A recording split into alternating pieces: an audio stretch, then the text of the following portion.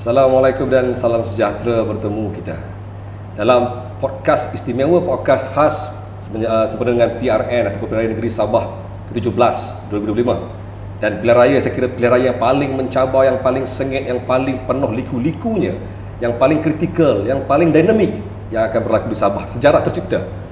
569 calon bertanding, 96 calon bertanding dalam PRN kali ini, melibatkan lebih 20 parti dan juga pertemuan. Tidak ada pertemuan dua penjuru, paling sikit 4 penjuru di 2 kerusi, selebihnya 5 penjuru dan sampai 14 penjuru tuan-tuan. Dan saya kira ini pilihan raya yang paling unik kerana pada kali ini juga Sabah bebas daripada budaya lompat parti, yang mana sebelum ini menjadi satu isu besar di Sabah apabila kerajaan pernah tumbang 2 kali di Sabah. Pertamanya tumbang selepas 2 minggu, keduanya tumbang selepas 2 tahun kerana budaya lompat parti di Sabah. Tapi kali ini dengan undang-undang anti lompat parti yang baru diperkenalkan, insya-Allah politik ataupun kerajaan Sabah akan lebih stabil. Tapi tuan-tuan, saya mulakan dengan isu ataupun dengan sentimen ataupun dengan peristiwa 14 penjuru di Sabah. Sebelum ini PRN 2020 hanya 10 penjuru yang berlaku ketika itu di Dun Bengkokau.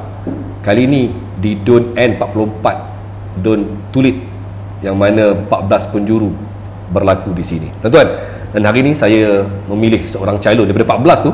Saya pilih seorang calon yang saya kira penuh wibawa-nya, seorang bekas guru sekolah, seorang bekas cikgu sekolah, dan rekodnya juga amat baik, memiliki 3 kelulusan dalam pendidikan, dan juga seorang yang aktif dalam NGO, terlibat aktif dalam NGO, pernah berkhidmat lebih 2 dekad dalam bidang perguruan.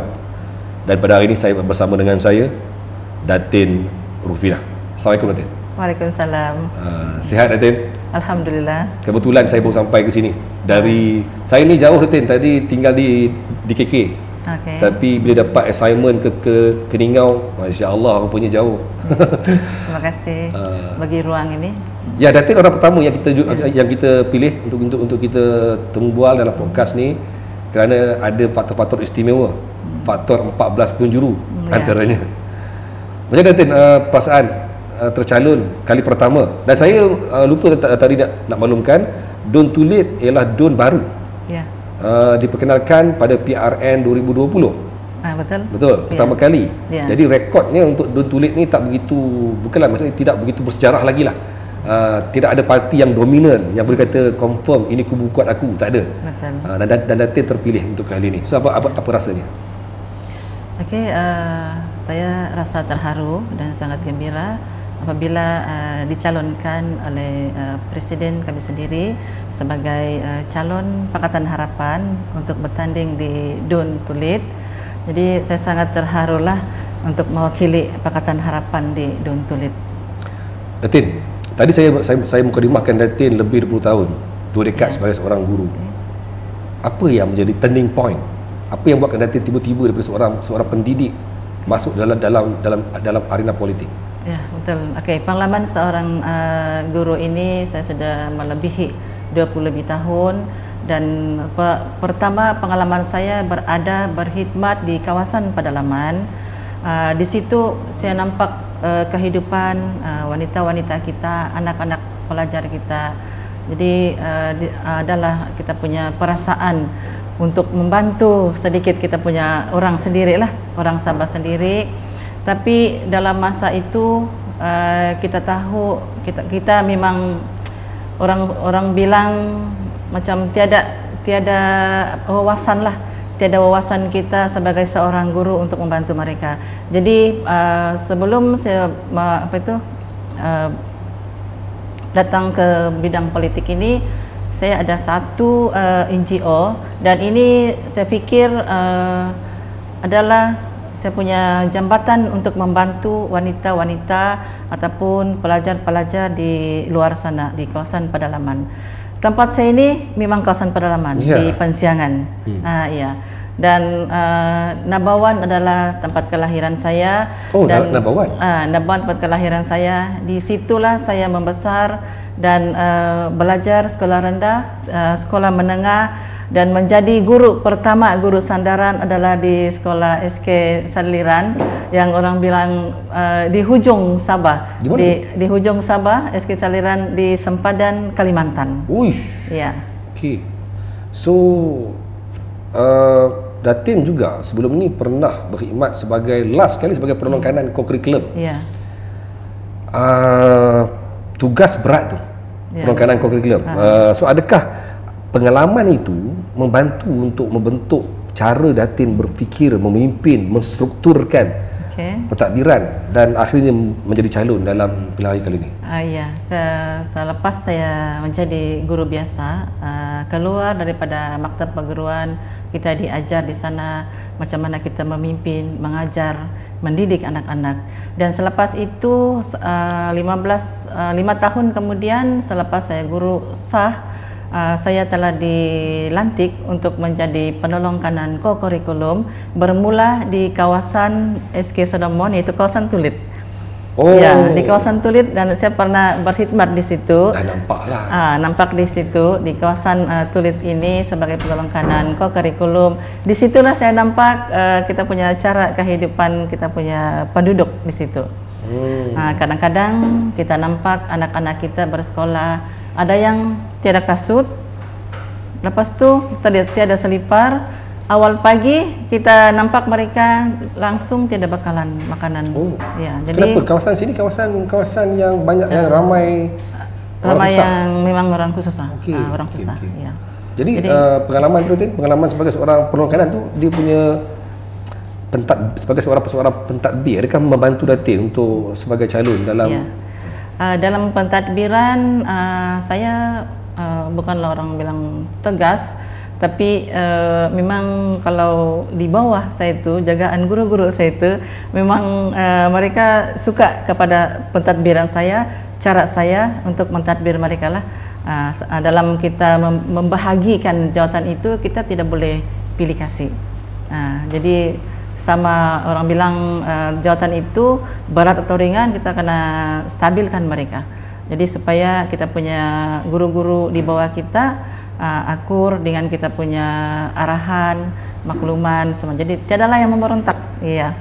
Datin sebut mereka suka. Ya. Apakah strategi ataupun apakah keistimewaan pada Datin yang mereka suka tu? Keistimewaan itu mereka suka kepada kita punya cara. Orang bilang yang mungkin yang tidak marah-marah lah. Selalu kalau cikgu-cikgu ini memang dorang suka yang kalau kita punya pentadbir tidak marah-marah.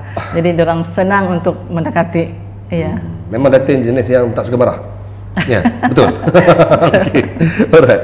Okey. Datin ada pernah memimpin 4 NGO besar di Keningau dan juga maksudnya di seluruh Sabah, pernah memimpin, pernah mengetuai 4 NGO sebelum ni.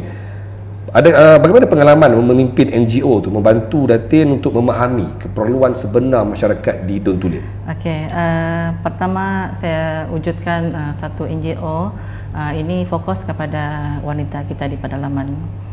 Okey, saya punya NGO itu Pertubuhan Sinar Wanita Sabah.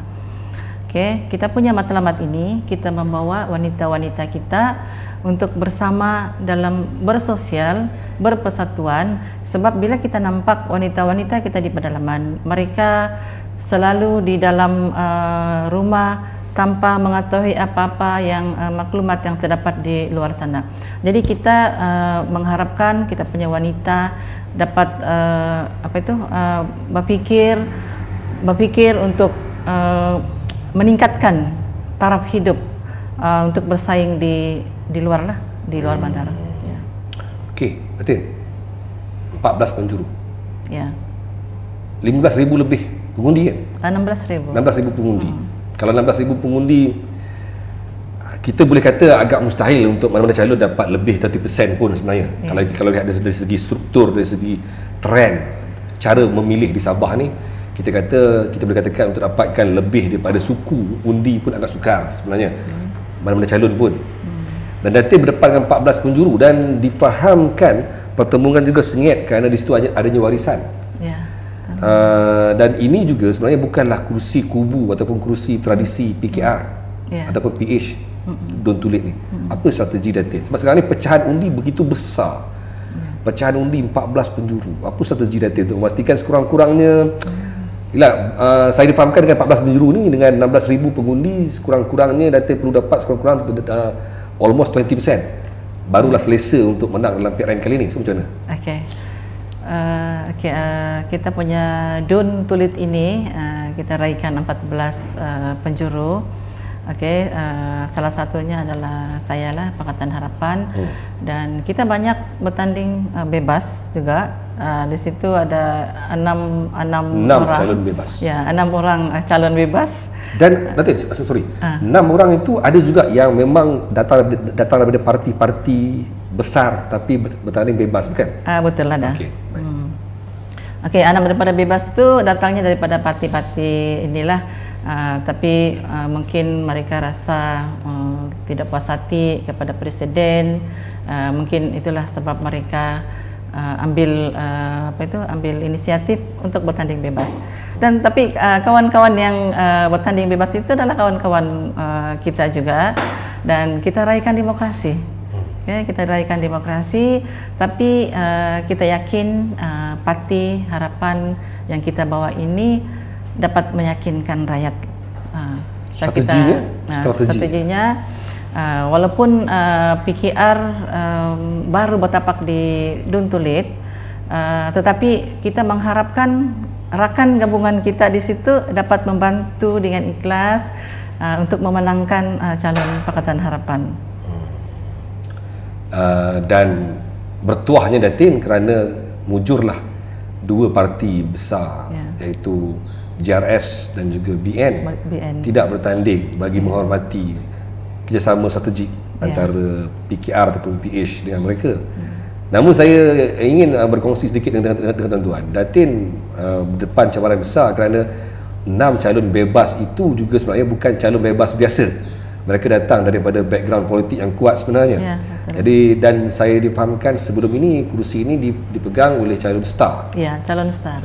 Dan kali ini adakah ada kemunculan semula? Mungkin Pakatan Harapan akan lebih yakin untuk memenangi inilah pilihan rakyat kali ini. Keyakinan itu tuan-tuan ditambah dengan kehadiran Datuk Seri Anwar Ibrahim siang tadi di Don Tulit. Special Datin sebab Datuk Seri Anwar sendiri turun untuk memberi suntikan semangat kepada mereka yang bakal mengundi di sini.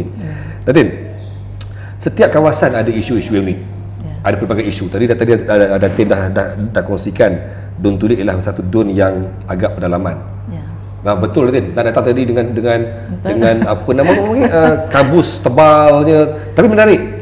Bagi kami yang dari KL ni tengok view tu, yang view sangat menarik. Tetapi isunya saya percaya isu tentang isu taraf hidup kot. So apa yang Datin pula dari segi view Datin melihat apakah isu utama yang ada di Don Tulit dan perlu diselesaikan dengan segera? Okey, isu yang utama di kawasan Don Tulit ini apabila saya nampak masa jelajah saya sebelum ini, kita nampak mereka memerlukan ataupun mereka mengharapkan keperluan asas, iaitu jalan raya, infrastruktur dan peluang ekonomi kepada wanita dan anak-anak muda lah setakat ini. Dan fokus utama untuk Transpagalan ini, dan saya maklumkan juga kawasan Tulit ini kita ada berbeza lokasi. Satu lokasi di zon Terus Mahdi dan satu lokasi di zon Transpagalan. Dan kawasan Transpagalan ini banyak keluhan masyarakat tentang isu bakalan air bersih. Okay, isu bakalan air bersih ini yang bertahun-tahun sudah mereka memohon kepada kerajaan yang silih berganti, tetapi masih belum dilaksanakan. Jadi kita mengharapkan selepas ini kita dapat membantu mereka untuk bersuara kepada mereka untuk diangkat ke atas agar keperluan isu bersih, isu air bersih di kawasan Transpagalan ini dapat dilaksanakan dengan baik. Datin yakin mampu menyelesaikannya? Kita yakin dengan kerajaan Pakatan Harapan hari ini, kerajaan Madani, kita yakin dan kita mampu untuk melaksanakan. Baik, Datin, Datin wanita Karazan Murud. Ya, saya Kadazan Murud. Oh, dari segi keturunannya. Keturunan. Ya. Dan sebagai calon wanita di kawasan pedalaman ni kan, apa cabaran besar yang Datin rasa Datin perlu selesaikan bagi isu wanita? Okey, untuk isu wanita ini tidak lain tidak bukan adalah untuk menambah peluang ekonomi kepada mereka lah. Mereka memang sukar untuk mencari peluang ekonomi, dan kita akan laksanakan nanti. Kalau kita menang, kita nampak, saya sudah berjalan di mana-mana tempat di kawasan Tulid ini, saya nampak keperluan mereka iaitu pusat gerai wanita. Okey.